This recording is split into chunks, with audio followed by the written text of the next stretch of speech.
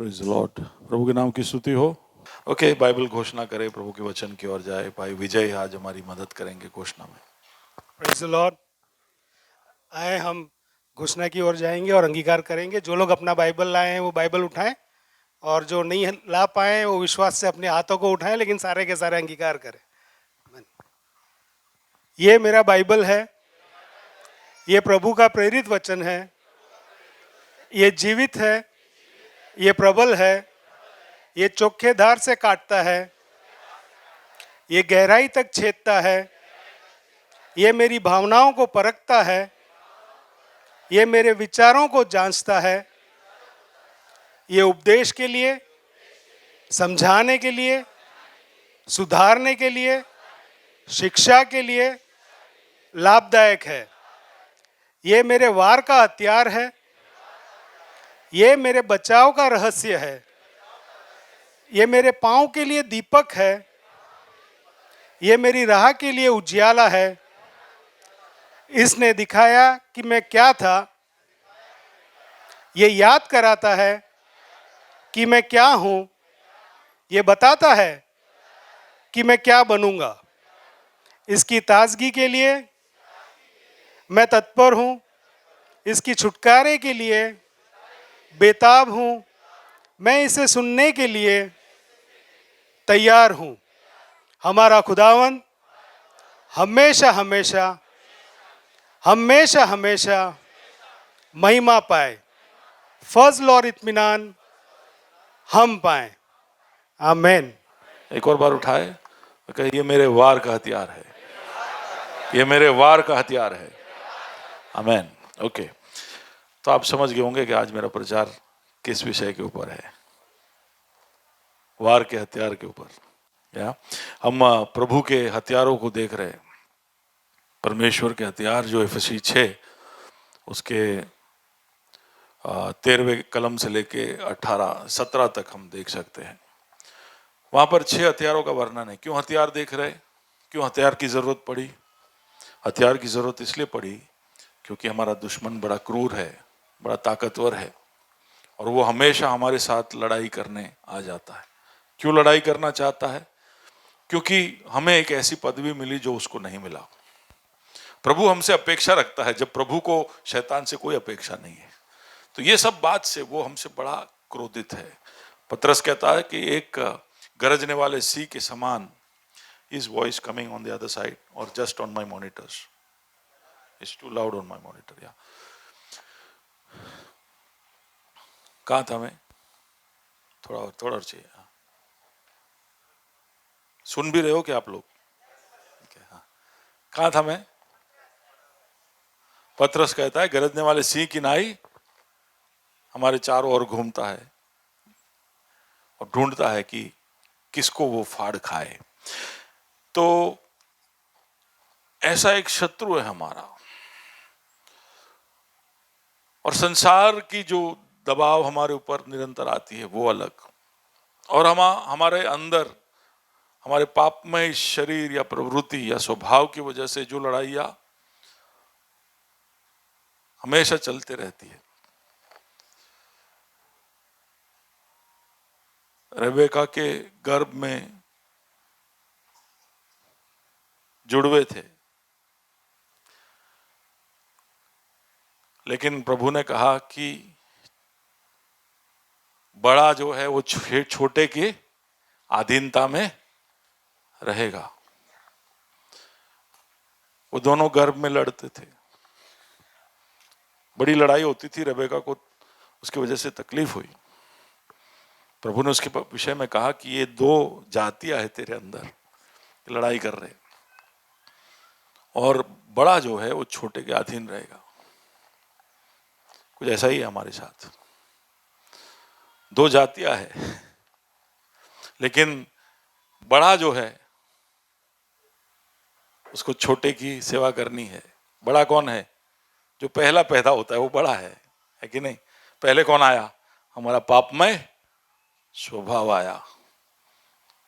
छोटा कौन है? जब हमने यीशु को अपनाया, नया जन्म पाया, वो छोटा है। बड़ा किसकी सेवा करेगा? तो हमारे अंदर भी ये लड़ाई है। निरंतर ये लड़ाई है। और इसलिए प्रभु ने अपने हथियार दिए हैं। मैंने कहा कि परमेश्वर के खुद के हथियार है। पुराने नियम के अंदर हम देखते हैं कि वो खुद भी ये ढाल और ये टोप और सब पहनकर निकल पड़ता है लड़ाई के लिए। उसको कहाँ ये सब की जरूरत है, लेकिन वो उसकी अहमियत को हमें बताता है कि इन हथियारों को पहनना कितना जरूरी है। और इसलिए हमने इन हथियारों की ओर गौर किया। हमने सच्चाई, धार्मिकता, सुसमाचार के, शांति के सुसमाचार की तैयारी, विश्वास और उद्धार, ये पांचों बातें आध्यात्मिक टॉपिक्स है या आत्मिक टॉपिक्स है, लेकिन फिर भी ये सब हमारे लिए हथियार है। तो हमें जब सत्य में रहना है तो केवल इसलिए सत्य में नहीं रहना है क्योंकि परमेश्वर सच्चा है, पर इसलिए भी सत्य में रहना है क्योंकि वो सत्य हमारा बचाव करता है, हमारे शरीर को बांध के रखता है। हमें धर्मी रहना है केवल इसलिए नहीं क्योंकि परमेश्वर चाहता है और वो धर्मी है इसलिए हम भी धर्मी हो जाए, पर वो धार्मिकता हमारी सुरक्षा है। वो हमारे जीवन के अहम हिस्सों को सुरक्षा देता है। हमें सुसमाचार की घोषणा की तैयारी हमेशा रखनी चाहिए। शांति हमारे जीवन में होना चाहिए। हमें विश्वास उठाकर आगे चलना चाहिए, हमारे विश्वास को मजबूत करना चाहिए, क्योंकि सबसे पहले प्रहार विश्वास के ऊपर होता है। तो हमारा विश्वास बड़ा मजबूत होना चाहिए। और उस विश्वास को कैसे हम दूसरों के विश्वास के साथ जोड़कर एक बड़ा किले के समान हम बना सकते हैं, ये सब हमने देख लिया। इसकी ओर हम लौट नहीं रहे। पिछले हफ्ते हमने देखा उद्धार का टोप, हेलमेट कितना जरूरी है। आज हम देखेंगे आखिरी जो हथियार उस सीरीज में जो लिखा है। इसके बाद एक और हथियार का वर्णन मैं अगले हफ्ते करूंगा, लेकिन आज उस पूरे श्रृंखला के छठे हथियार की ओर जा रहे हैं। एफएसयू की पत्री 6 अध्याय 17वां कलम। और आत्मा की तलवार जो परमेश्वर का वचन है उसे ले लो। आत्मा की तलवार, जोर से बोलिए, जोर से बोलिए। क्या है वो? क्या है वो? परमेश्वर का वचन है ना। क्या है वो?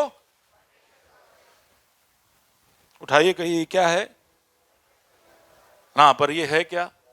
आत्मा की तलवार। ये आत्मा की तलवार है।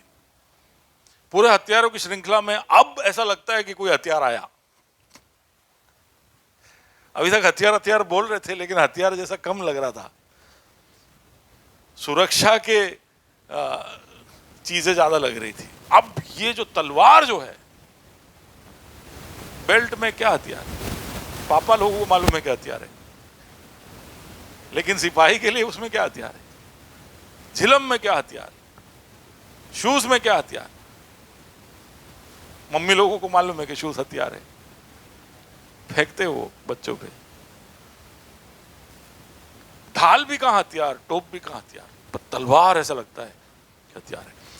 ये ऐसा हथियार है जो हम सुरक्षा के लिए, आत्मरक्षा के लिए इस्तेमाल कर सकते हैं। लेकिन तलवार आत्मरक्षा करता जरूर है, लेकिन वो सबसे बढ़कर वो किसके लिए है? आक्रमण के लिए। बाजू वाले को बोलिए, तलवार आक्रमण के लिए है। क्यों मैं ऐसा उठाकर बता रहा हूं पता है? क्योंकि हम इस तलवार का इस्तेमाल आक्रमण कम और बचाव के लिए ज्यादा करते हैं। जोर से बोलिए, आत्मा का तलवार। सच बोलिए, अब बाइबल का इस्तेमाल खुद की सुरक्षा के लिए ज्यादा नहीं करते। हम बाइबल का इस्तेमाल इसलिए करते हैं ताकि हम इसकी आड़ में बचे रहे। भजन संहिता 91 इसलिए हम कंठस्थ करते हैं। हम चाहते हैं कि इसकी वजह से हमारा जीवन सुरक्षित रहे। इसलिए अय्यूब का कहानी हमारे लिए बहुत प्रिय है। हम इसके अंदर हमारे बचाव के रास्ते ढूंढते हैं कि कैसे हमें सुरक्षा मिले, कैसे हमें आशीषें मिले, कैसे हमारा जीवन प्रगति की ओर बढ़े, कैसे हमारा जीवन अच्छा और भला हो जाए। आत्मरक्षा हम इसमें चाहते हैं। लेकिन प्रभु का वचन कहता है कि आत्मरक्षा से बढ़कर आक्रमण के लिए है। किसके लिए है? जोर से बोलिए, बाजू वाले को बोलिए, बाजू वाले को बोलिए तेवर बदलो। देवर नहीं, तेवर। कोई देवर नहीं बदल देना। बोले साहब बोले थे, तेवर बदलना है, रवैया बदलना है, रुख बदलना है। आप जिस तरह से जिंदगी को देखते हो, भूले नहीं कि हम प्रभु के योद्धा, हम सिपाही हैं। और ये हथियार उसने केवल हमारी सुरक्षा के लिए, हालांकि पहले 5 हथियार सिर्फ सुरक्षा सुरक्षा सुरक्षा बात कर रहे थे, और आखिर में last but not the least जो बोलते हैं, तलवार उठाता है। बोले अब तुम्हारे पास मैं एक हथियार दे रहा हूं जो वार के लिए है, जो आक्रमण के लिए है। आत्मा का तलवार। एक और बार बोलिए, आत्मा का तलवार। नहीं, ये चीजें क्यों बुलवा रहा हूं, क्योंकि कई बार इसको हम, क्योंकि पवित्र आत्मा का क्या हमारा अंदर का चित्रीकरण है। आप पवित्र आत्मा ऐसा बोलता हूं तो क्या आता है दिमाग में? क्या आता है? जय पवित्र आत्मा ऐसे बोले तो क्या आता है?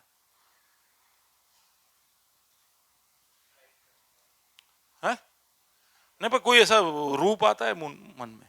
कोई नहीं ऐसा, बादल जैसा, धुआं जैसा कुछ नहीं? कुछ? कबूतर, क्रिस्टोफर? शांति, कबूतर। पर उसके विषय में क्या बोला है? एक ऐसा कबूतर जिसके हाथ में, वो सीन हमको समझ में नहीं आता। हम ईगल के बारे में ऐसा सोच सकते हैं, ईगल, ईगल तलवार लेके खड़ा है, हमको समझ में आ रहा है तलवार लेके खड़ा होगा ये। कबूतर तलवार लेके खड़ा है, सोचिए।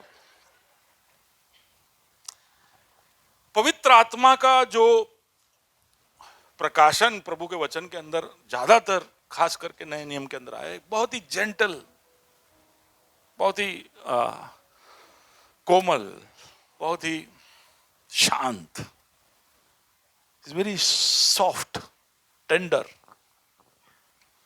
तो इसलिए तलवार जो है उस पर शूट नहीं करता, ऐसा हमको लगता है। हमको ऐसा लगता है कि तलवार उस पर शूट नहीं करता, लेकिन जब पवित्र आत्मा पाप के सामने आता है या हमारे बैरी शैतान के सामने आता है, तब वो कबूतरबाजी नहीं करता। सुन रहे हो? वो है, वो कोमल है, वो बड़े शांति से चीजों को करता है, वो सलाहकार है, वो हमारा मित्र है, वो सांत्वना देने वाला है, वो सब है। लेकिन जब वो हमारे अंदर पाप देखता है, फिर वो कबूतर नहीं। या हमारे बैरी को हमारे सामने षड्यंत्र या उसके तंत्र लेकर आते देखता है, तब वो कबूतर नहीं है। अब हो मेरे साथ, पवित्र आत्मा तब अपना 2-धारी तलवार उठाता है। ये वचन 2-धारी है, वो भी मैंने इसलिए बताया। Can you just show that single धारी? या ये सिंगल धारी है, दिख रहा है तलवार? इसमें एक ही धार है, ये सिर्फ आगे की ओर वार करता है। पीछे से क्या बोलते हैं उसको? बुट्ठा, बुट्ठा बोलते हैं ना। दूसरे बाजू मारो, सिर्फ आवाज आएगा, कटेगा कुछ नहीं। जो हमारे किचन में जो है, हमारे रसोई में जो होता है, वो 1 एज्ड, सिंगल एज्ड स्वॉर्ड है या नाइफ है, एक ही बाजू से कटता है, दूसरे बाजू से नहीं कटेगा। लेकिन आत्मा का तलवार जो है, वो, जोर से बोलिए, 2-धारी तलवार है। और एक कारण है कि जब वो इस्तेमाल करता है, सिपाही जब उसको लेके खड़े होता है, तो 2-धारी इसलिए है कि वो सामने भी काटे और कभी कभी अगर गलती हो जाए या जरूरत है तो पीछे भी काटे। प्रभु का वचन सिर्फ शत्रु को नहीं, आपको भी काटता है। कब? जब आपके अंदर उसको पाप दिखाई दे। पवित्र आत्मा जब पाप को काटता है तो आपको कैसा एहसास होता होगा। कई कई जगह पर आप जाते हो, कभी कोई प्रचार सुनते हो, तो प्रचार के बीच में आपको क्रोध आता है, गुस्सा आता है। जो बातें सुनकर आपको, आपका दिल के अंदर ऐसा खून खौलने लगता है कि कुछ ये जो बातें, क्या कैसी बातें कर रहे हैं। कुछ लोगों को ऐसा होता है जब वचन सुनते, प्रचार सुनते, ऐसे ऐसे प्रचार सुनकर भी उनके खून खौलने लगते। कुछ तो उनके अंदर है जो उनको गुस्सा दिलवाता है, या हो सकता है कि उनको बड़ा दोष और शर्म महसूस हो। कुर्सी पे बैठकर वो सिकुड़ रहे हो, बिल्कुल अनईजी हो जाते हैं, तय करते कि नहीं अब ऐसे ऐसे ऐसे मीटिंगों में नहीं आना, क्योंकि इधर जो मैं सुनता हूं उससे मेरे अंदर बहुत बेचैनी हो जाती, मेरे को नहीं अच्छा लगता ये सब सुनना। वो तलवार लग रहा है, वो पाप की ओर तलवार लग रहा है। ऐसा अगर आपको कभी भी महसूस हुआ तो आप समझ लेना कि क्या पवित्र आत्मा अपना तलवार आप पे चला रहा है। कई बार आपने मीटिंगों में महसूस किया होगा, कई बार आपने मीटिंगों में महसूस किया होगा कि आपके अंदर बड़ी शांति, बड़ा हल्कापन लग रहा है प्रभु के उपस्थिति में, आराधना में, वचन में। आपको ऐसा लग रहा है कि आप के अंदर जो पाप था, आपके अंदर जो बंधनें थी, जो भी बातें आपको बोझ दे रही थी, उन सब का सर काटा जा रहा है। ऐसा महसूस किया कभी प्रभु के उपस्थिति में छुटकारा किया है आप लोगों ने? नहीं किया है तो करना चाहिए। किया है ऐसा? प्रभु की उपस्थिति में चंगाई पाया है, शांति पाया है? आपको ऐसा लगा है कि आज मेरे को उत्तर मिला, जैसे मैं आया था वैसे यहां से लौटकर नहीं जा रहा हूं? किसने किया वो काम? आपके अंदर पाप और पाप के कामों को, दुष्टता और उसके कामों को कौन खत्म करता है? प्रभु का वचन पवित्र आत्मा के द्वारा। पवित्र आत्मा पाप को ऊपर वार करता है। पवित्र आत्मा आपके ऊपर पाप के जो भी कॉन्सिक्वेंसेस या उसके परिणाम है, उसके ऊपर वो काम करता है, उसके ऊपर वो प्रहार करता है। मीटिंगों से इसलिए कई बार आप बड़े हियाव और हिम्मत के साथ लौटकर जा सकते हो। आप भले मुंह लटका लटका कर यहां पर पहुंचे होंगे, बड़े मायूस होकर पहुंचे होंगे, कल क्या होगा सोचकर बड़ी बेचैनी को लेकर यहां पर आए होंगे, लेकिन यहां पर कुछ तो ऐसा हुआ, हमको किसी को पता भी नहीं कि आपकी जरूरत क्या है, आपकी तकलीफें क्या है, लेकिन यहां पर शायद एक गीत में, कोई शब्द में, कोई वचन के सेवकाई के दरमियान, किसी के प्रार्थना में, या निकलते वक्त किसी के शब्द को सुनकर आप बिल्कुल हिम्मत पाकर यहां से जाते हो कि मैं जिंदगी का सामना कर सकता हूं। वो किसका काम है? पवित्र आत्मा का काम है। वो छेदता है दिलों को, वो छेदता है दिलों को, वो छेदता है हमारे मनों को, हमारे अंदरूनी भागों को। इब्रानी 4 और उसके 12 में लिखा है, जिसके विषय में मैं पहले बोल चुका कि परमेश्वर का वचन जीवित, प्रबल और हर एक दोधारी तलवार से बहुत तेज है, प्राण आत्मा को गांठ गांठ और गुद्दे गुद्दे को अलग करके आर पार छेदता। इसके ऊपर मैं फरवरी के महीने में प्रचार कर चुका हूं कि किस तरह से वचन गहराइयों में उतर कर, जहां पर आपको ऐसा लगे कि अब ये दो चीजों को अलग नहीं किया जा सकता, उनको भी अलग करता है, उनको भी अलग कर सकता है। वो उतनी गहराई तक जा सकता है, आपके जिंदगी को खोल कर रख देगा। पवित्र आत्मा खुला किताब हो जाएगा आपका जीवन, आपके सामने, दूसरों के सामने नहीं। वो पाप के ऊपर इस तरह से प्रहार करता है। शत्रु के ऊपर का उसका प्रहार भी कुछ इसी तरह ही है। शत्रु के ऊपर प्रहार कैसे? जब वचन का तलवार, इसको तलवार इसलिए बोल रहे हैं क्योंकि जब ये वचन पहुंचता है तो जहां शैतान का झूठ है या छल है या कपट है, वहां पर वो सच्चाई को लेके आता है। ठीक है? जहां पर शैतान के झूठ है या कपट है और सच्चाई को लेके आता है। और इसलिए भजन संहिता लिखने वाला 119 में कहता है कि मैंने तेरे वचन को मेरे हृदय में रख छोड़ा है ताकि तेरे विरुद्ध पाप ना करूं। इसके होने से ही छल कपट झूठ ये सब का पर्दाफाश हो जाता। जहां शत्रु ने अंधकार रख छोड़ा है वहां पर ये ज्योति बनकर आता है। जहां पर उसकी दुष्टता है वहां पर भलाई लेकर आता है। जहां पर उसने आपको दबाकर रखा है वहां पर वो आपको उठाता है। जहां पर आप बोझ से दबे हुए हो और आपको ऐसा लगता है कि अब मैं बंधनों में हूं, मैं यहां से छुटकारा नहीं प्राप्त कर सकता, तो वहां पर वो सामर्थ और आशा लेकर आता है। जहां पर शत्रु आपके ऊपर षड्यंत्र रच रहा है, वहां पर वो प्रकाशन लेके आता है। जहां पर आप तूफानों के बीच में हो, वहां पर वो शांति लेकर आता है। जहां पर आपके जीवन में सब कुछ तितर बितर है, वहां पर वो सृष्टि लेकर आता है, ऑर्डर लेकर आता है। दो धारी तलवार जो पाप के ऊपर और शैतान के ऊपर दोनों तरफ हमला करता है। अब ये शब्दों का इस्तेमाल है ना, वर्ड ऑफ गॉड, शब्दों का इस्तेमाल है तलवार में। मैं चाहता हूं कि आप समझो कि क्यों उसने शब्दों का इस्तेमाल किया। क्यों पवित्र आत्मा के पास दूसरे साधन नहीं थे, दूसरी चीजें नहीं थी। क्योंकि ये वही पवित्र आत्मा है जिसने बेजालेल को हुनर दिए, काबिलियत दिए कि वो पूरा मिलाप का तंबू को बनाए। जिसको कोई कारपेंटरी का काम नहीं आता था, उसको उसने हुनर दिया, स्किल दिया। दानियल के पुस्तक में हम पढ़ते हैं कि बेबीलोन के राज्य के शास्त्र और ज्ञान में प्रभु ने दानियल, शद्रक, मेशक और अबेदनगो को बुद्धि दी। इसलिए बच्चों, हम आपसे कहते हैं कि प्रभु से मांगो, वो आपको बुद्धि देगा। आपको फिजिक्स, केमिस्ट्री, मैथ्स ये सब को लेकर बड़ा परेशानी होता है, प्रभु के सामने जाओ, प्रभु से कहो कि मुझे समझ में नहीं आ रहा है, मुझे सिखाइए। आपको ऐसा लगता है कि बाइबल ही अकेला है जो प्रभु का सिलेबस है, तो गलत बात है। हम इस पृथ्वी के अंदर जो कुछ भी पढ़ते हैं ना, जो भी सब्जेक्ट पढ़ते हैं, वो सब किसके सिलेबस में है? प्रभु के सिलेबस में है। प्रभु सब हमको सिखा सकता है। प्रभु ने बनाए हुए संसार के बारे में हम स्कूलों में सीखते हैं, उसके इतिहास को और उसके वादों को हम यहाँ पर देखते हैं, उसकी योजना को हम यहाँ पर देखते हैं, और उसकी रचना को हम स्कूलों में पढ़ते हैं। केमिस्ट्री, फिजिक्स, ज्योग्राफी, सब क्या है? प्रभु के बनाए संसार का सीख है। प्रभु हमें उसमें ज्ञान देता है, उसमें बुद्धि देता है।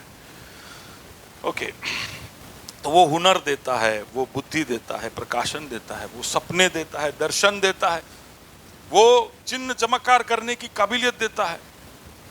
वो सब पढ़ के हम बड़े एक्साइट हो जाते हैं। प्रभु की उपस्थिति में जाओ और चिन्ह चमत्कार और चंगाई हमें प्राप्त हो।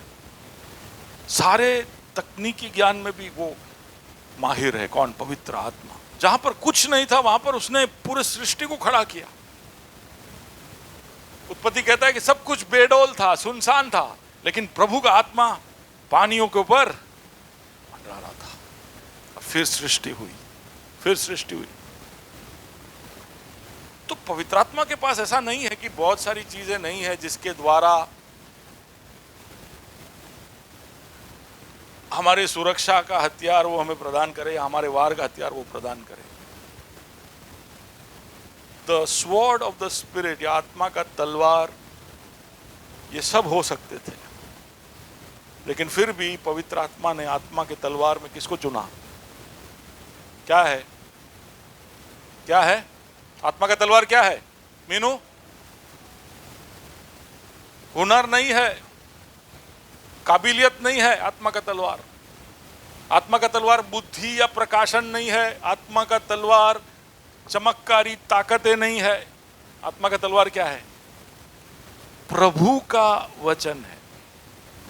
वचन बिल्कुल ढीला सा, कमजोर सा दिखने वाला वचन, वो है उसका तलवार। क्यों वो ऐसा करता है? एक तो देखिए, आप समझिए, हम एक ऐसे समय में रहते हैं, डेमोक्रेसी का समय है, जब हम चारों ओर जब देखते हैं तो हम जानते हैं कि सबसे ताकतवर क्या है? सबसे ताकतवर क्या है? आज इंडिया में जो कुछ भी हो रहा है, उसके पीछे हाथ किसका है?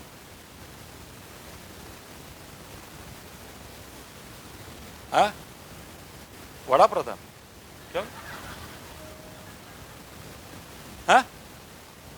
नहीं, पर नहीं, ठीक है, राष्ट्रपति ये सब छोड़िए, वो सब नहीं, पर ये जो माहौल बना है, media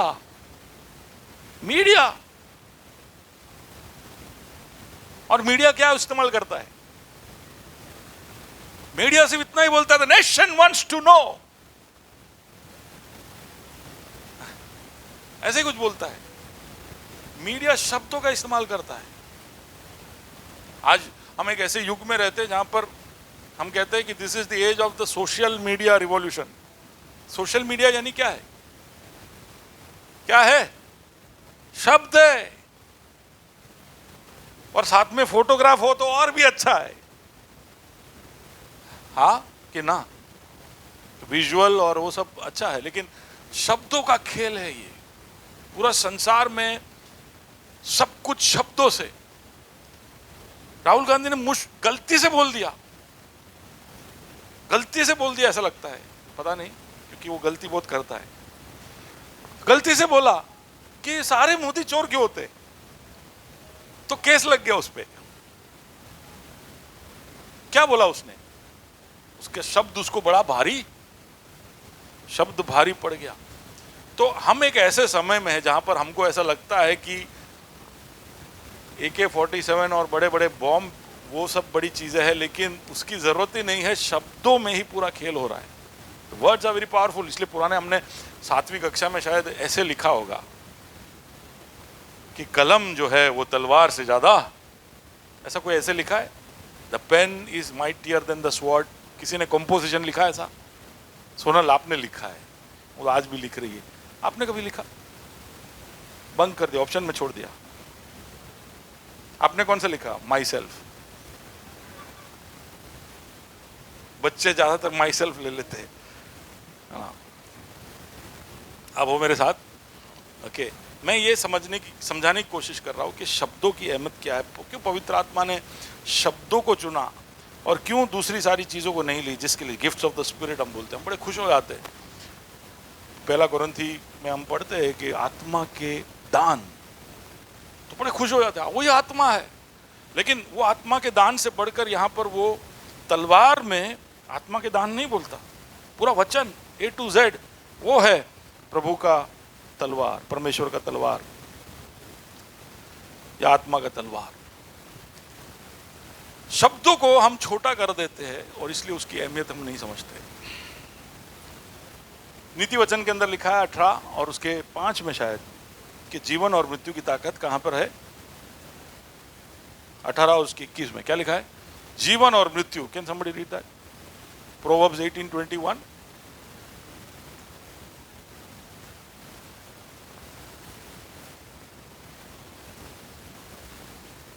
You know that, right?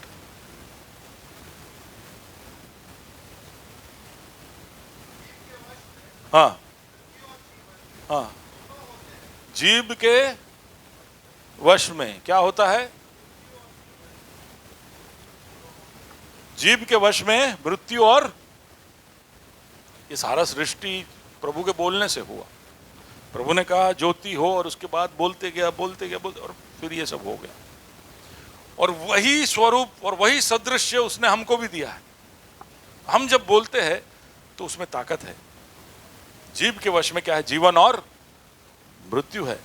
याकूब के पुस्तक में हम जानते 3 अध्याय में उसके 5 और 6 में शायद हम देखेंगे, जेम्स चैप्टर 3, 5 and 6।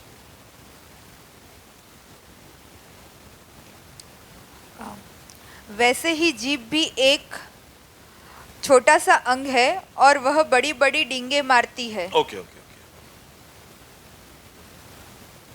सब लोग जरा जीभ बार निकालो। कुछ लोग का छोटा, मेरा बहुत छोटा है, कुछ लोग का बहुत लंबा है, लेकिन आपके शरीर के भागों में शायद वो छोटा है। लेकिन आपके शरीर के अंदर का स्ट्रॉन्गेस्ट मसल कहा जाता है, सबसे ताकतवर मसल टंग क्या है? लेकिन आगे पढ़िए, क्या लिखा है उसके बारे में? देखो थोड़ी सी आग से कितने बड़े वन में आग लग नहीं, जाती उससे है। पहले का पढ़िए, आप पहले पढ़े जो वर्ष 5। वैसे ही जीभ भी एक छोटा सा अंग है, छोटा सा अंग है और वह बड़ी बड़ी डींगे मारती हाँ, है। क्या मारता है? बड़ी डींगे मारता है। लेकिन उस डींगे मारने के बीच में वो आग लगा देता है जंगल में। पढ़िए, देखो थोड़ी सी आग से कितने बड़े वन में आग लग जाती है। जीभ भी एक आग है। जीभ हमारे अंगों में अधर्म का एक लोक है और सारी देह पर कलंक लगाती है और जीवन गति में आग लगा देती है और नरक कुंड की आग से जलती रहती है। सब जरा जबान बाहर निकालिए, इधर इधर इधर, जबान बाहर निकालिए। और जो हाथ से आप प्रेस द लॉर्ड लेते हो वो हाथ नहीं, दूसरे हाथ से जबान को छूइए। फिर आप बोलोगे कि यार सबने प्रेस द लॉर्ड दिया तो सबका जबान कर। लेफ्ट, हाँ बोलिए। छुआ आपने, बोले ये एक छेड़ा है, इसका दूसरा छेड़ा किधर है? दूसरा छेड़ा किधर है? बाइबल कहता है कि नरक के कुंड में। ये जो दिखता है ना वो उसका एक छेड़ा है, इसका दूसरा छेड़ा किधर है? एक प्राकृतिक आदमी जिसने उद्धार नहीं पाया है, उसका जबान नरक से जला हुआ है, उसका आग वहां से लगता है, वो कुछ भी बोलता है। आप बाहर जाओगे तो हर दूसरे तीसरे सेंटेंस में लोग गालियों का इस्तेमाल करते हैं, बुरी बातें बोलते हैं। उनको बोले बिना चैन नहीं है, वो बोले बगैर कोई काम होता नहीं है संसार में। बुरी बातें बोले बगैर, किसी को नीचा दिखाए बगैर, किसी को एकदम छोटा करे बगैर संसार में आगे कुछ चलता नहीं है। इसका दूसरा छेड़ा नरक में है, नरक कुंड की आग से इसमें आग लगा हुआ है। जीवन और मृत्यु इसमें है। बड़ा ताकतवर है ये। और इसके दूसरे छेड़े को बोलते हैं, हिंदी में क्या बोलते हैं? दूसरे छोर को छोर बोलूं मैं, दूसरा छोर, दूसरा छेड़ा समझ गए ना आप? कई बार मैं प्रचार में हिंदी में प्रचार कर रहा होता हूं लेकिन बोल रहा होता हूं प्योर गुजराती, तो मैं ऐसा सोचता हूं एमपी यूपी वाले सब सोच रहे होंगे कि आंसू बोल ही गया सर हिंदी में, ये क्या बोल गए, कौन सा नया शब्द हिंदी में लेके आए। ये छेड़ा है नहीं, छोर। इसका दूसरा छोर नरक कुंड की आग में। इसलिए पेंटिकोस्ट के दिन जब पवित्र आत्मा का आग उतरा तो जबान के रूप में आग उतरा लोगों के सर पे, क्योंकि उसके दूसरी छोर को नरक के कुंड से निकाल कर स्वर्ग की ओर फेर दिया। अब हो मेरे साथ? उसके छोर को बदलना था। जहां मृत्यु ज्यादा बोल रही थी अब उसको जीवन ज्यादा बुलवाना था। अब हो मेरे साथ? इसलिए पवित्र आत्मा की भरपूरी का महत्व है आप सबके जीवन में। पवित्र आत्मा उसके सोर्स को बदलता है। अब नरक कुंड की अग्नि स्वर्ग के आग से जलेगा आपका जबान। यीशु मसीह कहता है मत्ती 12 और उसके 36 में, जरा पढ़िए ना।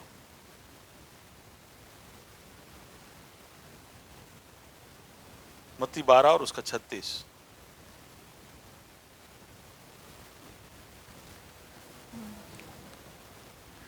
और मैं तुमसे कहता हूँ कि जो निकम्मी बातें मनुष्य कहेंगे, न्याय के दिन वे हर एक उस बात का लेखा लेगा।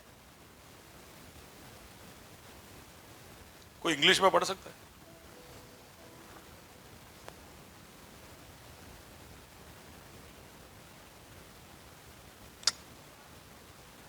ना वो नहीं है। 12 का 36। Every idle word, every careless word, हर निकम्मा शब्द, उस सब का तुम्हें लेखा देना पड़ेगा। कौन बोल रहा है? कौन बोल रहा है? यीशु बोल रहा है। हर बकवास बात के लिए लेखा देना पड़ेगा। उसमें क्या शामिल है? निकम्मी बात में क्या शामिल है? क्या शामिल है? चर्च के अंदर बोली बातें हैं कि घर में बोली बातें? नुक्कड़ पे बोली बातें, चाय के किटली पे बोली बातें, हर शब्द शामिल है। दोस्तों के साथ रात को बैठ के जब ठहाके के साथ हंसते हो तब की बातें, क्रोध में आकर जो बकते हो वो भी उसमें, हर निकम्मा शब्द। क्यों यीशु इतना सख्त है शब्दों को लेकर? क्यों ऐसा कहता है कि न्याय के दिन तुमको हर शब्द का लेखा देना पड़ेगा? क्यों ऐसा है? अपने नहीं माफ कर देते सबको? ऐसा लगता है ना कि बातों की बात में हम बोलते हैं, हम किसी के भी गुस्सा हो जाते, बोले यार थोड़ा વધારે ગરમ થઈ ગયેલો એટલે કહી દીધું, तो हम सामने से हमारा बड़ा दिल दिखाते, कहीं नहीं अलिया वांधो नहीं, माफ नहीं करते ऐसा। कितना मियाँ बीवी को तो ऐसे ही जीना पड़ता है। मियाँ बीवी का रिश्ता ही ऐसे मेंटेन होता है, एक दूसरे को कुछ भी बोलते हो और फिर अगले दिन हेलो। अगर आप पति हो तो पत्नी को देखकर, पत्नी है तो पति को देखकर बोले थैंक यू यार। लेकिन सुनो, प्रभु बोलता है कि मैं नहीं छोड़ूंगा, तुम एक दूसरे को माफ कर दोगे। प्रभु बोलता है हर निकम्मे शब्द का मैं हिसाब लूंगा। क्यों पता है? क्योंकि उसने कहा कि मैं मेरे कलीसिया को बांधूंगा, मैं मेरे कलीसिया को बांधूंगा और अधोलोक की फाटकें उस पर प्रबल नहीं होगी। ये बनता जाएगा, बनता जाएगा, बनता जाएगा। आज 2000 साल हो गए, आज भी कलीसिया बनते जा रहा है। कलीसिया कैसे बनता है? कलीसिया कैसे बनता है? शब्दों से। कलीसिया कैसे बनता है? शब्दों से बनता है। कलीसिया सुसमाचार की घोषणा से बनता है। कलीसिया प्रभु के वचन की घोषणा से बनता है, मजबूत होता है। वचन की घोषणा से वो बल पाता है, वचन की घोषणा से वो चंगाई पाता है, वचन की घोषणा से वो सांत्वना पाता है, वचन की घोषणा से वो उत्तेजन पाता है। सिर्फ शब्दों का खेल है ये। शब्दों से कलीसिया बनता है। हम फिर उसके भाग हो जाते हैं, लेकिन कलीसिया शब्दों से बनता है। वो तो शब्द क्या है? प्रभु के कलीसिया के ब्रिक और मोर्टार है, ईंट और सीमेंट है। क्या है? ईंट और सीमेंट क्या है? बोलिए शब्द। प्रभु कहता है कि तुमने इसका गलत इस्तेमाल कैसे कर लिया। हम जब घर बनाते हैं तो ईंट और सीमेंट वेस्ट होता है तो दुखता है क्या छाती में? मेरे यहाँ हमेशा कुछ ना कुछ चलते रहता है। आप देखोगे सीमेंट, रेती, ईंट उतरेला ही होगा मेरे वहां फैक्ट्री पे। उसमें कुछ बिगड़ता है तो दुखता है, नहीं अच्छा लगता है। मैं नहीं चाहता कि वहां पर ईंट का, रेती का, सीमेंट का बिगाड़ हो। प्रभु कहता है कि हर निकम्मा शब्द तुम जो बोलोगे उसके ऊपर, तो आप समझिए कि शब्द की अहमियत क्या है। क्यों पवित्र आत्मा ने कहा कि आत्मा का तलवार यानी प्रभु का शब्द, शब्दों का इस्तेमाल उसने क्यों, शब्दों को क्यों चुना? कोई बड़े सामर्थ्य को क्यों नहीं चुना? कोई इतनी सारी चीजें से उसमें से उसने शब्दों को क्यों उठाया? हम शब्दों को छोटा ना समझे, शब्दों की अहमियत को ना हम भूल जाए। शब्द बहुत ही पावरफुल है। और दूसरा कारण मैं समझता हूं कि पवित्र आत्मा ने क्यों शब्दों का इस्तेमाल किया। जब वो हमारे अंदर के पाप से बात कर रहा होता है या हमसे बात कर रहा होता है, तो वहां पर वो शब्दों का ही इस्तेमाल इसलिए करता है क्योंकि उसको हमारे इच्छा शक्ति के ऊपर, फ्री विल के ऊपर हावी नहीं होना है। पवित्र आत्मा चाहे तो अब भी हमको लंगड़ा कर दे, हम भी हमको बीमार कर दे और हम घुटने टेक के और माफी मांग ले। पवित्र आत्मा चाहे तो ऐसा सब करके हमारे दिलों को बदल सकता है, लेकिन वो शब्दों से हमसे बात करता है ताकि हमारे फ्री विल, हमारी इच्छा शक्ति को कभी भी ठेस ना पहुंचे। जब भी हम मुड़कर प्रभु के पास आए तब हम हमारी इच्छा से आए, किसी के कहने पर नहीं। इसलिए वो शब्दों का इस्तेमाल करता है। वो ताकत का इस्तेमाल करता तो हम में से कई लोग कब से आगे होते प्रभु में, लेकिन दिल से नहीं, क्योंकि मजबूरन आना पड़ा है। अब हो मेरे साथ, शब्दों का इस्तेमाल, इसलिए उसने अपने दिव्य बुद्धि और समझदारी में शब्द को उठाया और कहा कि यह मेरा तलवार होगा। लोगों के अंदर के पाप और गलतियों को और उसके परिणामों को हटाने के लिए शब्द काफी है। दूसरा बात, शब्द इसलिए उठाया क्योंकि शत्रु को भगाने के लिए सिर्फ शब्द ही काफी है। हेलो, आप समझे नहीं इसकी गंभीरता को। शत्रु को भगाने के लिए, जोर से बोलिए, क्या काफी है? शब्द ही काफी है। समझाता हूं। अभी मैंने एक वीडियो देखा जिसमें सर्कस का एक दृश्य था और ये व्यक्ति टाइगर का ट्रेनर है। वाघ ये वाघ अंदर आता है। अचानक से वाघ को क्या होता है पता नहीं, वो ट्रेनर के ऊपर अटैक करना शुरू करता है और ऐसा दृश्य दिखाई दे रहा है कि वो ट्रेनर को काट रहा है या अभी उसको फाड़ डालेगा, ऐसा लग रहा है। तो छोटा टाइगर नहीं, बड़ा टाइगर है, बड़ा वाघ है, बड़ा शेर है और सर्कस पूरा चल रहा है, पूरा ऑडियंस है, चारों तरफ लोग हैं, लेकिन कोई अंदर नहीं आ रहा है। क्योंकि अंदर कौन है? अंदर कौन है? अरे आप लोग सुन रहे हो कि नहीं? क्या है अंदर? वाघ है। कोई अंदर नहीं जा रहा है और कोई आवाज भी नहीं सुनाई दे रहा है कि कोई बोले कि बचाओ इसको, कोई अंदर जाओ, कोई बंदूक मारो, कोई इंजेक्शन मारो, कुछ नहीं। एक ही आवाज सुनाई दे रहा है और वो है ट्रेनर का। वो चिल्ला रहा है, पता नहीं उसका क्या नाम था टाइगर का। वो टाइगर का नाम लेके बोलता है, मूव, सिट, गो, गो। टाइगर क्रोध में है, कुछ पतियों जैसे, सुनाई नहीं दे रहा है। तब वो आ रहा है लेकिन ट्रेनर सिर्फ शब्दों का इस्तेमाल कर रहा है और थोड़े समय के अंदर वाघ वहीं पे शांत हो गया। ट्रेनर की आवाज को किसने पहचाना? हेलो, आप सुन रहे हो? आप सुन रहे हो? आपको ऐसा लगता है ना कि ऐसा तो मैं क्या करूं, मैं 21 दिन का उपवास लूं और प्रभु ऐसा कोई चमत्कारी ताकत मेरे को दे जिसको देखकर शैतान मेरे सामने थर थर कांपे। ऐसा कोई हथियार नहीं है, ऐसा कोई सामर्थ आप ऐसा कोई अलग से पाओगे नहीं जिसकी वजह से शैतान आपसे डर के भाग जाएगा। ऐसा कुछ है भी नहीं। प्रभु का वचन कहता है तुमको उसको भगाना है तो शब्द ही काफी है। हेलो, तुम सिर्फ ऐसे बोलोगे ना, शैतान हट जा। देखो, विश्वास नहीं होता, आप लोग सब हंस रहे हो, ऐसे कैसे हो सकता है? इतना आसानी से छोड़ देगा? हेलो, शैतान आसानी से छोड़ सकता है? सुमन बहन, नहीं छोड़ सकता है।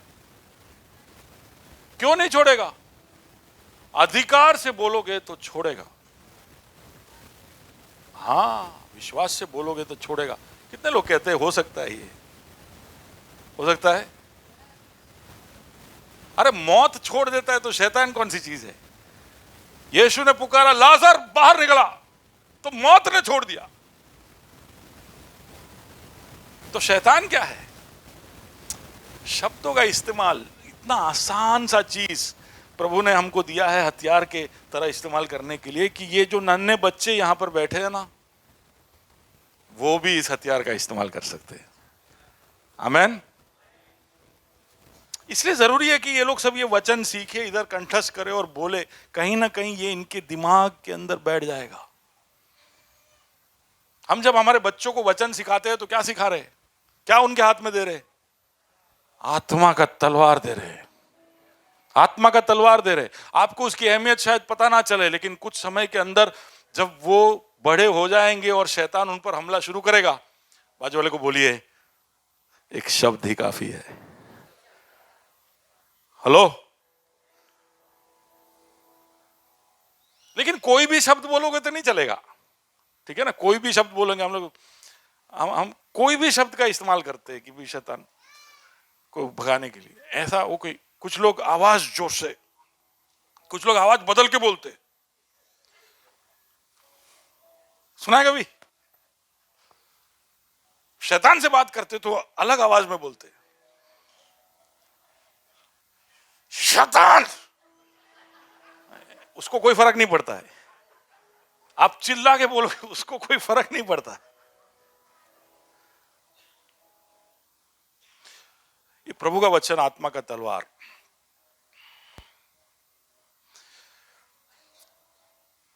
इसको जब हम इस्तेमाल करते हैं तो शैतान भागता है। पर ना भागने के पीछे का कारण है कि हम केवल शब्दों का इस्तेमाल करते हैं, प्रभु के वचन का नहीं। कई बार हम हमारे प्रचारों को बड़ा सुंदर बनाते हैं, लेकिन अगर उसके अंदर प्रभु का वचन नहीं है या उसके आधार पे नहीं है तो कितना भी आप प्रचार करो, शैतान बैठ के ताली बजाएगा, वो जाएगा नहीं। सुन रहे हो? आप बहुत अच्छे अच्छे गीत गाओगे, लेकिन उसके अंदर प्रभु का वचन नहीं है या उसका सामर्थ्य नहीं है तो कोई भी गीत से कोई असर नहीं होगा। हमारी प्रार्थनाओं के अंदर हम कितना भी जोर लगा दे, लेकिन प्रभु के वचन का इस्तेमाल ना करें तो आत्मा का तलवार क्या है? शब्द है, लेकिन कौन से शब्द? परमेश्वर के द्वारा बोले गए शब्द। ठीक है ना? मैंने आपको एक तो यह बताया कि आत्मा कबूतर नहीं है। जब वो पाप को देखता है या शत्रु के सामने आ जाता है तो वो आक्रामक हो जाता है। पहली बात जो मैंने बोली। दूसरा बात कि जब वो आक्रामक होता है तो वो शब्द को उठाता है, और मैंने आपको बताया कि क्यों शब्द को उठाता है, क्योंकि उसको हमारे स्व इच्छा पे, हमारे फ्री विल के ऊपर हावी नहीं होना है। दूसरा, शब्द काफी है, शब्द बहुत पावरफुल है। हम जो 21वीं सदी के लोग हैं, हम उसकी ताकत को जानते हैं। प्रभु का वचन कहता है कि जीवन और मृत्यु शब्दों में है। प्रभु की कलीसिया ये शब्दों से बंधी है। लेकिन जब आत्मा के तलवार के विषय में बोलते हैं तो वो कौन से शब्द है? प्रभु के शब्द, द वर्ड ऑफ गॉड। ये आपके वार का हथियार है। तो इसको बराबर से घोषणा करना, इसलिए हम ग्रेस के सारे कलीसियाओं में कोशिश करते हैं कि हमारी आराधना शायद फीकी हो या ना हो, हमारे प्रार्थनाओं में शायद बहुत ज्यादा दम हो या ना हो, वचन की घोषणा में हम कोई भी कमी नहीं छोड़ेंगे। अब हो मेरे साथ? क्योंकि इससे कलीसिया बनता है, इससे लोग बंधते हैं, इससे छुटकारा होता है, इससे शत्रु पर वार होता है। The word of God is the most powerful tool in our hands. और जब पाप की बात करें तो ये वचन को जाकर किसी के दिल को बदलना है, किसी के सोच को बदलना है। कैंसर ठीक होना, एड्स ठीक होना, मौत से किसी को छुटकारा देना, ये सबसे भी बढ़कर का एक चमत्कार है किसी के दिल में परिवर्तन होना। यह सबसे मुश्किल चीज है। कितने सारे लोग यहां पर, आप में से भी होंगे कुछ लोग जो सालों से ये प्रचार सुन रहे, लेकिन कोई फर्क नहीं पड़ता आपको। आप सुनते हो, आपको अच्छा लगता है, आप चले जाते हो। ये वचन को आप आपके जीवन के ऊपर हावी होने नहीं देते हो। ये वचन आपके जीवन को तय नहीं कर रहा है। ये वचन आपके जीवन की प्राथमिकता नहीं है। आपके निर्णय के ऊपर ये हावी नहीं हुआ है। क्यों? क्योंकि आपके दिल में परिवर्तन नहीं हुआ है। ये सबसे बड़ा मिरेकल है। किसी के भी शब्द से ये नहीं हो सकता, ये सिर्फ परमेश्वर के शब्द से हो सकता है। दिलों को बदलने का काम उसका है। He is the one who brings conviction. विश्वास सुनने से, और सुनना मसीह के वचन से आता है। प्रभु के वचन से लोगों का विश्वास होता है, उनको पाप का बोध होता है। प्रेरित में हम देखते हैं कि उनके हृदय छिद गए। पौलुस पहले कुरिन्थी 2 और उसके 4-5 में कहता है कि मैं तुम्हारे पास कैसे आया था, मेरे वचन और मेरे प्रचार की ज्ञान की लुभावने वाली बातें नहीं, परंतु आत्मा और सामर्थ्य का प्रमाण था, इसलिए कि तुम्हारा विश्वास मनुष्यों के ज्ञान पर नहीं परंतु परमेश्वर की सामर्थ्य पर निर्भर हो। तुम्हारा विश्वास सिर्फ परमेश्वर की सामर्थ्य के ऊपर ही खड़ा हो सकता है। तुम्हारे अंदर का परिवर्तन, तुम्हारे अंदर का बदलाव सिर्फ प्रभु के वचन से ही हो सकता है। और इसलिए मनुष्य के शब्द, अच्छे अच्छे लुभावने शब्द, वो प्रार्थना करते हो, आराधना करते हो, गीत भी जब गाते हो, या प्रचार भी जब करते हो, आप उसको कितना भी अलंकृत कर दे, कितना भी अच्छा कर ले, लेकिन उससे जीवन नहीं बदलता। जीवन सिर्फ प्रभु के वचन से बदलता है, प्रभु के वचन के आधार पर बनाए हुए चीजों से बदलता है। और इसलिए इसको जानना, समझना, इसके अहमियत को जानना बहुत जरूरी है। अब कुछ खास बातें मैं आपको बोलना चाहता हूं। क्यों जरूरी है कि हम सब के पास इस तलवार का ज्ञान होना चाहिए, इसका समझ होना चाहिए। Why do we need this? वो इसलिए कि आपने बाकी सारे हथियार पहन के रखे हो, आपने झिलम पहना हो, आपके हाथ में ढाल हो, आपने टोप पहना हो, आपने बेल्ट पहना हो, सब आपके पास होगा। लेकिन शत्रु का ध्यान कहां पर होगा पता है? एक और चीज पर होगा कि आपके हाथ में तलवार है या नहीं। हाँ कि ना? बाकी सब ना हो और खाली तलवार भी होगा ना, तो भी एक बार शत्रु सोचेगा आने से पहले। समझे? आपने पूरा बुलेट प्रूफ कुछ पहना ना हो, लेकिन हाथ में बंदूक होगा ना, तो एक बार शत्रु सोचेगा। हाँ कि ना? तो आपके ऊपर ये उद्धार का टोप हो या ना हो, उसके साथ जुड़ी हुई चीजें हो या ना हो, आपके ऊपर धार्मिकता का झिलम हो या ना हो, विश्वास का ढाल हो या ना हो, होना चाहिए सब। ये सब होगा तो आपके लिए बेहतर है, आपकी सुरक्षा रहेगी। लेकिन अगर नहीं भी होगा, केवल तलवार होगा तो काम हो जाएगा। लेकिन ये सब है और तलवार नहीं है,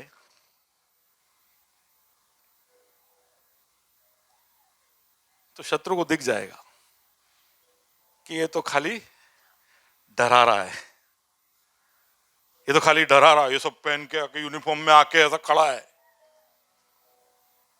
हम कभी कभी डर जाते हैं ना होमगार्ड को देख के, नहीं? रास्ते पे जा रहे होंगे तो कभी कभी ये जो खाकी वस्त्र, ये खाकी पहन के चलने वाले सब पुलिस वाले नहीं होते, पता है आपको? एक खाकी रंग का फायदा उठा के होमगार्ड लोग खड़े होते कभी कभी।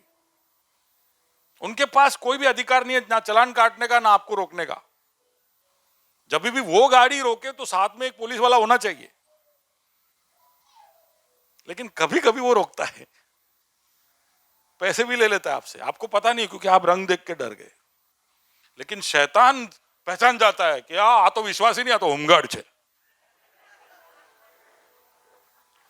सुन रहे हो?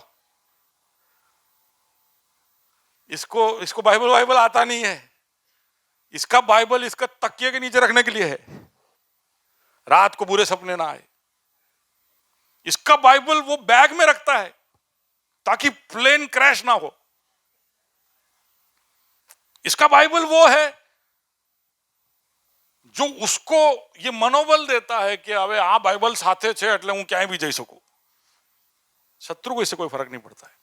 आपको इसको इस्तेमाल करना आना चाहिए, उसको दिखना चाहिए कि आपके हाथ में तलवार है, वो ऐसा तलवार जिसको आपको चलाना आता हो, तब शत्रु डरेगा। नहीं तो शत्रु आपको ज्यादा प्रगति करने नहीं देगा। देखिए, सुनिए मेरे भाई और बहनों, अगर आपको वचन नहीं आता है और वचन का इस्तेमाल करना नहीं आता है तो आप प्रगति नहीं करोगे, आप ज्यादा हासिल नहीं कर पाओगे। इससे भला होता कि आप अविश्वासी रहते, आप कभी प्रभु के पीछे आते ही नहीं, तो शायद भला हो जाता। लेकिन एक बार आपने नाव बदल दिया, आप प्रभु के पीछे आ गए, अब उठे नहीं रह सकते। अब आपको सीखना पड़ेगा, क्योंकि आपने साइड बदल दिया है, आपने टीम बदल दिया, आपका कैप्टन बदल गया है, आपका कलर बदल गया है। अब आपको सीखना पड़ेगा। और सारे हथियार पहन लो लेकिन तलवार हाथ में नहीं है, तो वो आपको आगे बढ़ने नहीं देगा, वो आपके ऊपर प्रहार चालू रखेगा। आप सोच के देखिए, आपके पास तलवार नहीं, आप खड़े हो, शत्रु के सामने खड़े हो, उसको दिख रहा है कि आपके पास तलवार नहीं है, तो वो तीर डालना बंद ही नहीं करेगा। उसको मालूम है कि तुम्हारे पास आक्रमण के लिए कुछ है ही नहीं। बोला धावा बोल, हल्ला बोल, और ये इतने तीर करेगा, इतने तीर डालेगा, इतना अटैक करेगा कि एक समय ऐसा आएगा जब आपका ढाल टूट के गिरेगा। एक समय ऐसा आएगा जब ये तीर जाकर आपके झिलम पे लगेगा। एक समय ऐसा आएगा कि कहीं ना कहीं आप चोट खाकर गिर जाओगे। लेकिन ये सबको बचाए रखता है, सारे हथियारों को बचाए रखता है। क्या है? हेलो, क्या है? कोई भी हथियार आपके पास पहुंचे उससे पहले, उसको इवन ढाल को भी लगे उससे पहले आप तलवार के द्वारा उसको हटा सकते हो। वो आपके सारे हथियारों के ऊपर एक सुरक्षा के समान वो बन जाता है। हर व्यक्ति के पास होना चाहिए, हर सिपाही के पास, जैसे रेगुलेशन स्वॉर्ड। उसका मतलब है कि you have to have it, आपका यूनिफॉर्म का भाग है। आप नहीं बोल सकते घर छोड़ के आया, आप ऐसा नहीं बोल सकते। जब आपके ऊपर परीक्षा आए, शत्रु आप पर प्रहार करे, तो कॉल अ फ्रेंड। लाइफलाइन 6, 50-50, समझते हो ना ये सब? तब आप पास्टर को फोन नहीं लगा सकते। तलवार का इस्तेमाल बड़े तेजी से होता है, स्पॉन्टेनियस होना चाहिए आपका रिस्पॉन्स, फटाफट। इसलिए प्रभु का वचन अंदर होना चाहिए, उसको जल्दी से रिकॉल कर उसको इस्तेमाल करना आपको आना चाहिए। आप आपके पापा मम्मी का तलवार का इस्तेमाल नहीं कर सकते, आपको आपका तलवार चाहिए।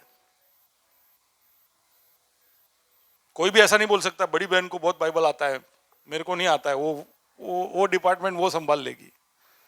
नहीं, जब आपके ऊपर प्रहार होगा तो आपको आपका तलवार इस्तेमाल करना पड़ेगा। You have to use it. आप हो मेरे साथ? हर एक के पास अपना होना चाहिए, और वो टूटा हुआ नहीं होना चाहिए। कुछ लोग हथियार टूटे हुए, वचन मालूम है, कहीं है ऐसा मालूम है, लेकिन पूरा नहीं मालूम है। परमेश्वर ने जगत से प्रेम किया इतना मालूम है, लेकिन क्यों प्रेम किया और प्रेम के वास्ते क्या किया वो नहीं मालूम है। हम सब मानते हैं प्रभु ने जगत से प्रेम किया, तो क्या किया उसने? हाँ, इकलौता भेजा। अब वो भूल जाते प्रभु कितना प्रेम करने वाला, कितना प्रेम करने, उसका प्रेम प्रेम। हमारे एक अंकल थे, प्रचार करने खड़े होते तो बोले प्रभु का प्रेम इतना ऊंचा है, प्रभु का प्रेम इतना गहरा है, प्रभु का प्रेम इतना चौड़ा है, प्रभु का प्रेम इतना लंबा है। हम लोग सब ऐसे ऐसे देखते रह जाते थे।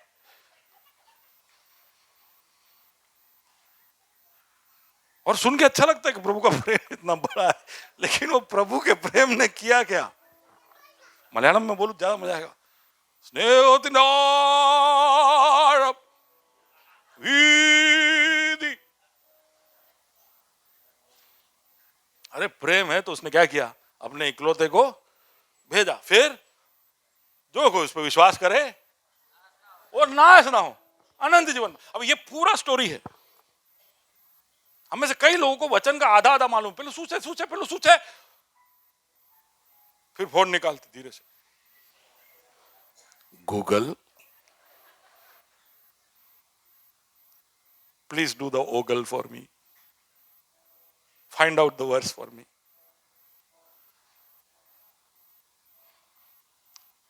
तलवार टूटा हुआ नहीं होना चाहिए। वचन आता है तो वचन में क्या बोलता है, इसमें क्या वादे है, क्या प्रावधान है आपके लिए, क्या क्या है इसमें आपको क्या अधिकार मिला है, क्या सामर्थ्य उसने दिया है, कैसे कब क्या इस्तेमाल करना, ये आपको पता होना चाहिए। You should know how to use it. बचाव के लिए हर व्यक्ति को बाइबल पता होना चाहिए। नेपाल से हो, भारत से हो, गुजरात से हो, कश्मीर से हो, किसी भी उम्र का हो, कोई भी रंग का हो, किसी भी जाति का हो, पुरुष हो कि स्त्री हो, सबको ये पता होना चाहिए। ये हथियार सबको चाहिए। तो इसलिए इस पर विश्वास करो। इसका इस्तेमाल करना क्या करना है? इसको एक तो सबसे पहले इस पर विश्वास करना है क्या है। दूसरा, इसको पढ़ना है, रोज पढ़ना है, क्योंकि पढ़ोगे नहीं तो समझ में नहीं आएगा। पर सिर्फ पढ़ना नहीं है, इसको स्टडी करना है, इसको समझना है। ये लोगोस है, ये आपके अंदर जाएगा, ये लोगोस रहेगा। लेकिन जब एफएसी 6 अध्याय में हम आत्मा की तलवार जो प्रभु का वचन करके पढ़ते हैं वो लोगोस नहीं है, वो रेमा है। वहां पर लोगोस शब्द का इस्तेमाल नहीं है, वहां रेमा शब्द का इस्तेमाल है। ये दोनों प्रभु के वचन के लिए इस्तेमाल किया जाता था। लोगोस वो शब्द है जो प्रभु का वचन, बोला हुआ वचन, जो आपके हृदय में कहीं पड़ा है। लेकिन जब आपकी जरूरत के समय में लोगोस खड़ा होता है और अपना काम करता है तो उसको रेमा बोलते हैं। सुना है आपने ये शब्द? रेमा इज द लिविंग वर्ड। वो शब्द है जो जिंदा हो जाता है आपके अंदर। जब आप बाइबल पढ़ते हो तो आपको पता है कि उड़ाऊ पुत्र की कहानी में क्या हुआ था। वो लोगोस है कि दो बेटे थे, वो एक गया, फिर वो लौट कर आया, वो सब लोगोस है। लेकिन एक दिन जब आप बड़े दुखी थे और आप वही कहानी को पढ़ रहे थे तो आपको उस कहानी के अंदर से शब्द उड़ते हुए दिखाई दिए। उसके अंदर से कुछ नई बातें आपको सीखने को मिली, कुछ बातें जो आपको चुभ गई, कुछ बातें जो आपको बदल गई, जो जोश देकर गई। वो है रेमा। समझ में आ रहा है? समझ में आ रहा है? लोगोस तब तक पढ़ो जब तक वो रेमा ना बने। हो आप मेरे साथ? रेमा है आपका तलवार, लोगोस नहीं। तो अभी ये बच्चे कंठस्थ कर रहे, ये सब वचन सीख रहे, लेकिन ये अभी भी लोगोस में है। लेकिन समय आएगा, धीरे धीरे इनको इसका इस्तेमाल करना वो सीख जाएंगे। लेकिन वो हमसे ज्यादा धन्य है, क्योंकि यहां पर बैठे हुए कई लोगों से ज्यादा उनको मालूम है, कई उन्होंने ज्यादा सीख लिया है। पर हाय हम पर, अगर हम वचन को सीखते नहीं, समझते नहीं। We need to study it. दूसरा तीमुथियुस में उसने कहा है कि अपने आप को परमेश्वर का ग्रहण योग्य और ऐसा काम करने वाला ठहराने का प्रयत्न करो जो लज्जित होने ना पाए और जो सत्य के वचन को ठीक रीति से काम में लाता है। सत्य का वचन आपको इसलिए दिया गया है ताकि वो आपके काम में आए, उसको काम में लाने के लिए दिया गया है, आपके शोकेस में रखने के लिए नहीं। यह वचन आपको इसलिए नहीं दिया है कि इसको आप बहुत ही सजाकर, पॉलिश कर कर, धूल निकाल कर इसको सजा के रखो। ये इसलिए दिया गया है कि ये आपके लिए कुछ करे, काम करे, उसको काम में लाना आना चाहिए। ये वो चाबी है जो आपके जीवन के कई सारे लॉक, तालों को खोलता है। तो आपको इसको पढ़ना पड़ेगा। यीशु ने कैसे इसका इस्तेमाल किया, जल्दी से देखता हूं। शैतान मरुस्थल में पहुंचता है उसकी परीक्षा लेने के लिए। जल्दी से दौड़ा के देखते हैं, एकदम संक्षिप्त में। सबसे पहले यीशु के पास शैतान पहुंचता है, क्या कहता है? पहला, what's the first verse? Can you just गो?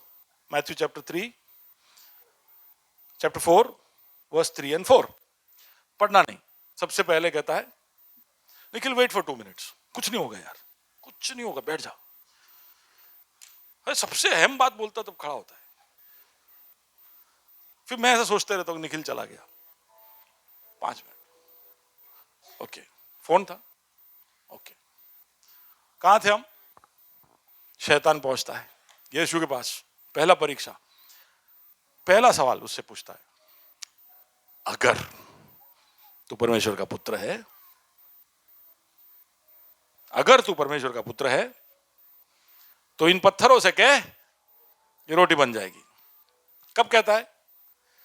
जब 40 दिन का उपवास हो गया था, बड़ा भूख लग रहा है। अभी मैं खाने के बारे में बोलूंगा तो आप सबके पेट में क्या हो रहा है अभी? याद आ रहा है ना कि यार खाया नहीं है।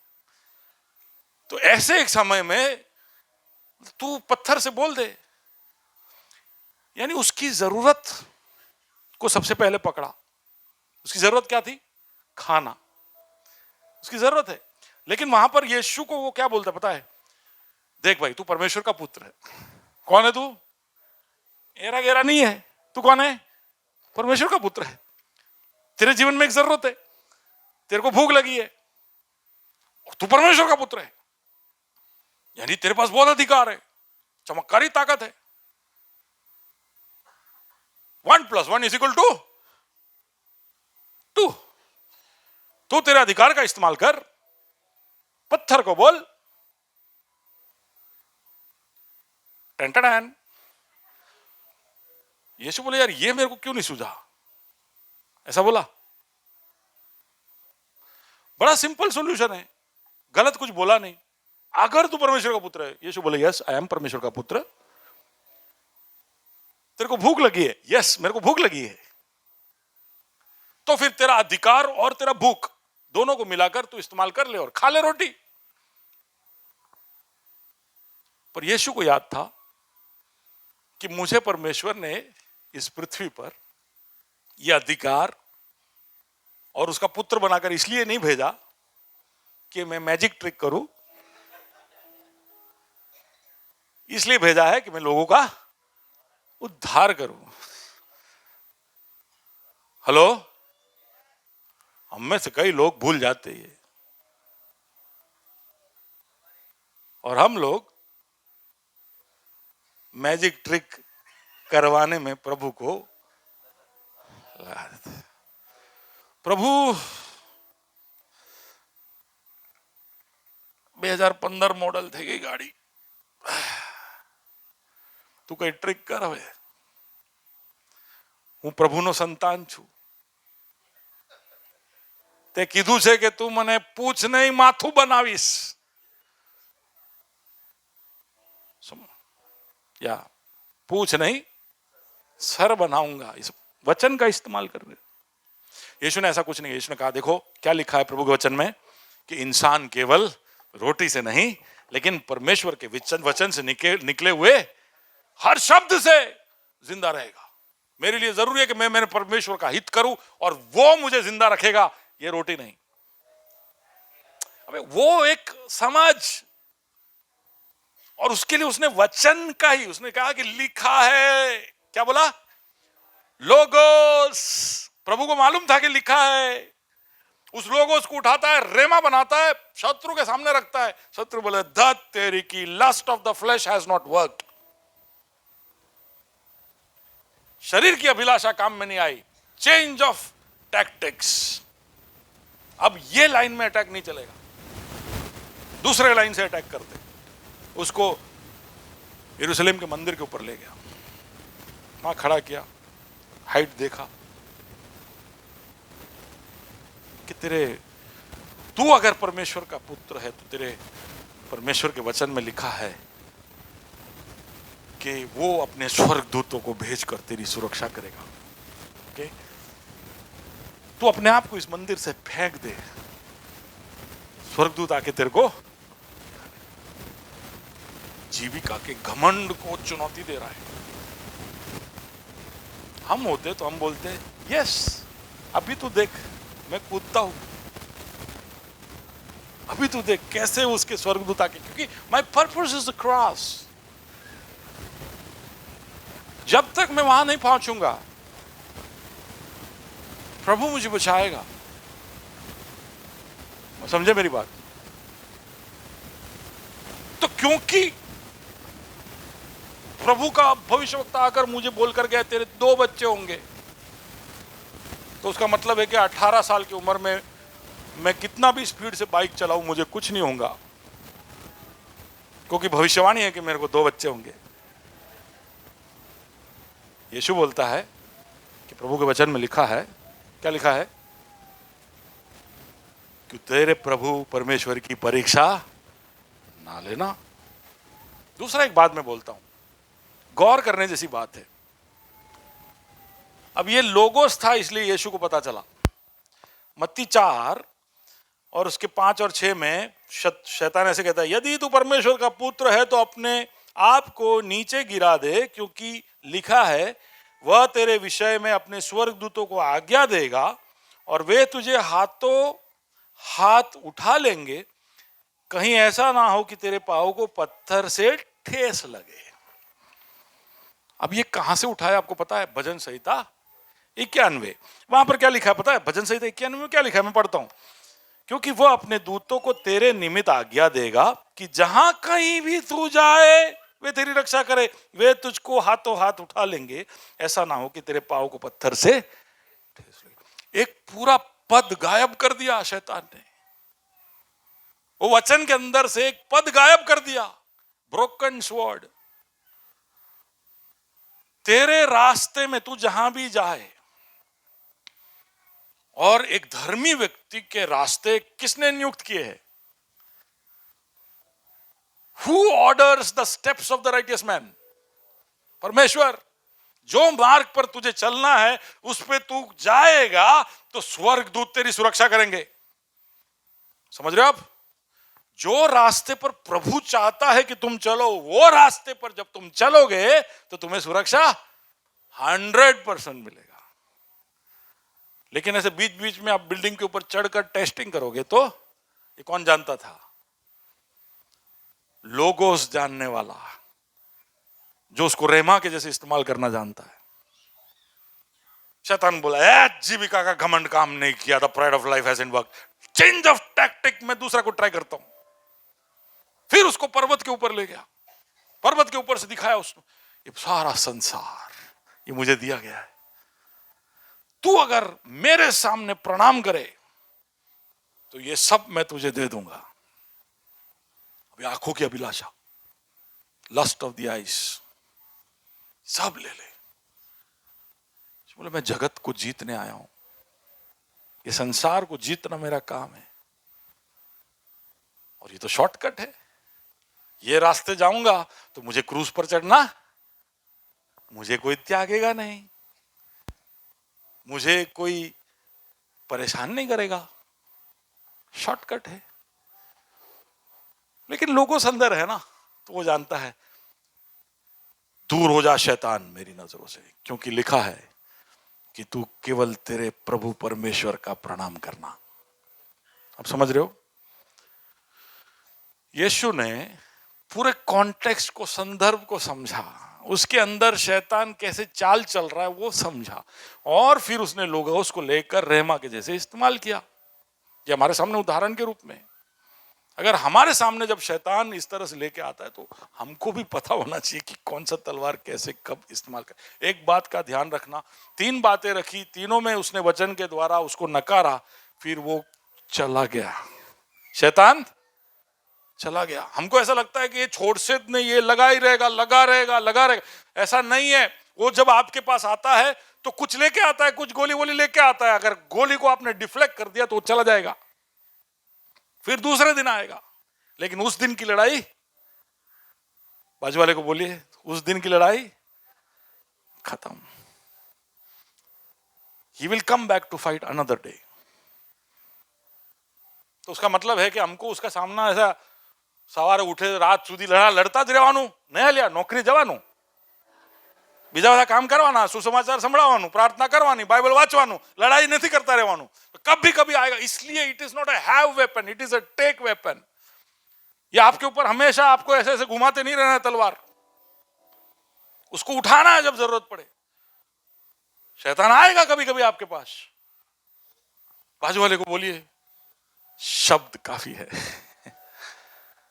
सिर्फ वचन काफी है ना। आप वचन बोलो, इसलिए इसको पढ़ना जरूरी है, इसको जानना जरूरी है, इस पर विश्वास करना जरूरी है, इसको सीखना जरूरी है, इसको इस्तेमाल करना आना जरूरी है।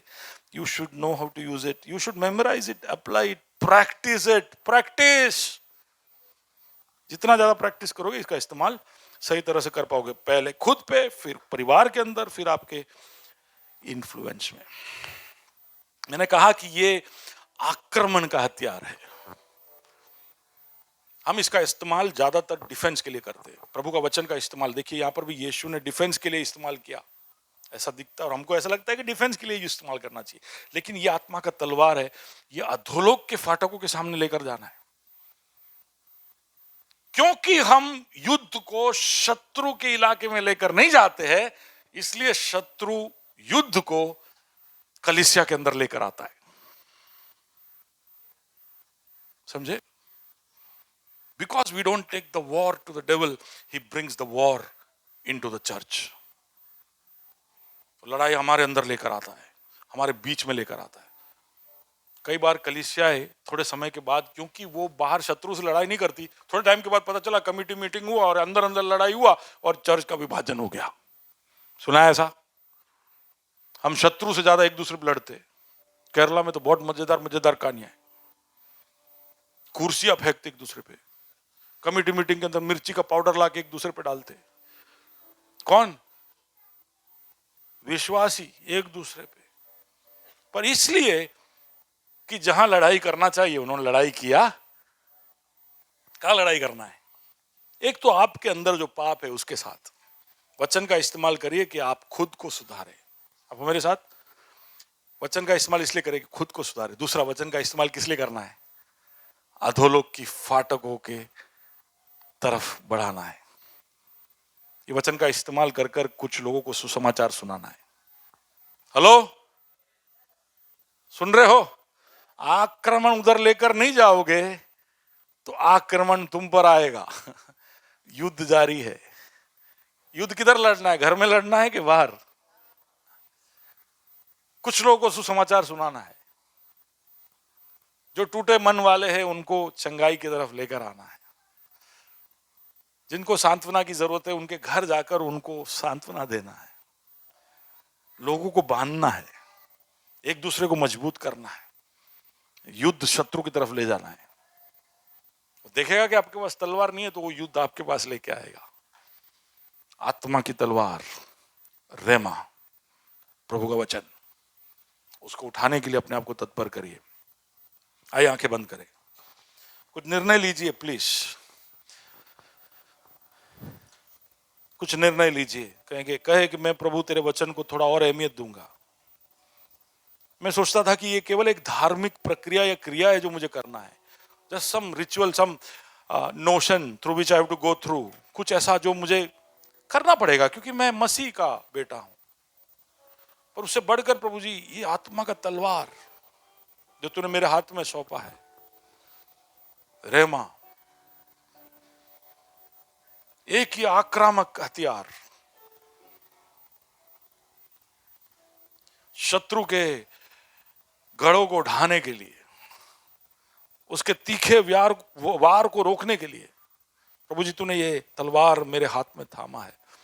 इस पर मैं विश्वास करता हूं। तो अब उसको पढ़ूं, उसको सीखूं, उसको कंठस्थ करूं, उसको मेरे जीवन में प्रायोगिक करूं और ये निरंतर करते जाओ ताकि मैं इसको इस्तेमाल करना सीखूं, ये मेरे काम में ला सकूं। इसके लिए तो हमारी मदद कर। मुंह को खोलकर प्रभु से बात करे। मैं तो बोल रहा हूं, आप भी बोलिए। प्रभु से कहे कि प्रभु तू हमारी मदद कर।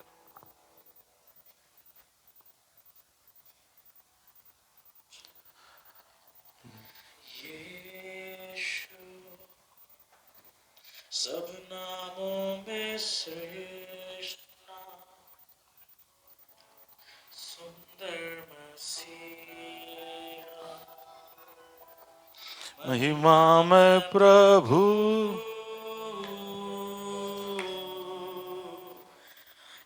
इम्मानुएल परमेश्वर है सा सुंदर उत्थान,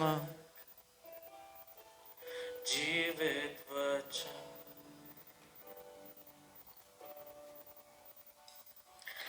यीशु नामों में श्रेष्ठ नाम, सुंदर उद्धार, मां में प्रभु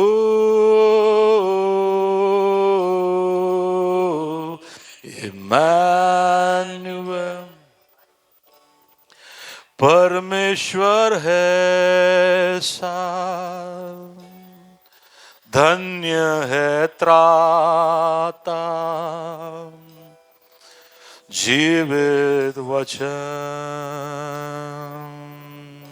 प्रभु के सामने अपने आप को जब आप समर्पित करते हो, प्रभु जी हम याद करते सारे हथियारों को, कितनी जरूरत है हमको इसकी, कितनी जरूरत है हमको अंदरूनी भागों में मजबूत होने की। तीखा प्रहार जब हम पर हो रहा है, हम खड़े रहे, हम स्थिर रहे, हम दृढ़ रहे। इसके लिए हमें प्रभु जी इन हथियारों की जरूरत है। हमारे जीवन में कई जगह हमें और भी बातों को ठीक करना है, लेकिन आज हमने सीखा कि कैसे तेरे वचन के इस्तेमाल से हम प्रभु जी कई सारे युद्धों को होने से पहले ही जीत सकते हैं। ये शब्द ही काफी है शैतान और उसके प्रहार को रोकने के लिए, पर उसमें विश्वास जोड़ना जरूरी है। वचन को सही जगह पर इस्तेमाल करना आना जरूरी है। इसलिए यहाँ पर बैठे हुए हर व्यक्ति के अंदर लोगोस टू इस तरह से बिठाना, उसका इस्तेमाल करने के लिए उस तरह से उनको सिखाना कि प्रभु जी शत्रु के हर प्रहार को वो रोक सके। ये ताकत, ये सामर्थ्य, काबिलियत तूने हमको दी है। कई सारी लड़ाइयाँ इसलिए वो लड़ते हैं क्योंकि उन्हें इस तलवार का इस्तेमाल करना नहीं आता। उन्हें पता नहीं कि ये कुछ काम के लिए दिया गया है। लेकिन प्रभु जी तेरे वचन के द्वारा इनके आंखों को तू खोल, उजागर कर कि वचन का इस्तेमाल करना वो सीख सके। जैसे तूने शैतान को भगाया वैसे हम भगा सके, उसके षड्यंत्रों को रोक सके। कई सारी लड़ाइयों को हम बिना वजह लड़ने से अपने आप को रोक सके। प्रभु जी यहाँ पर आए हुए सबको तू मदद करना, वचन की और गहराइयों में उतारने में हमारी मदद कर। प्रभु जी अपने आप को समर्पित करते महिमा तू प्राप्त कर, यीशु मसीह के नाम से मांगते हैं।